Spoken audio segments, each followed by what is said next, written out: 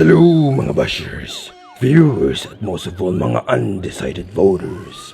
Gusto ko lang ipaalala sa inyo na malapit na ang eleksyon. At sa May 9, isa lang dapat ang ilagay nyo sa inyong mga balota. Yun ay ang may alam. May alam kung nasan ang mga droga dito sa Pilipinas. May alam kung asan ang Yolanda Funds. At may alam sa pangyayari sa PITAF.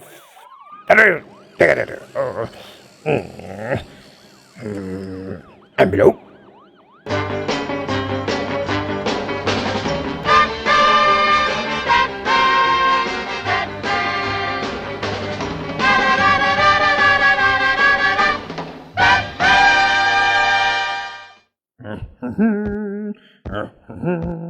Envelope for you, envelope for you, envelope parang an envelope for everyone. Uy, mo man ni nangawat sa 4-star Dragon Ball. Congressman Joblak. Dak para gud ni.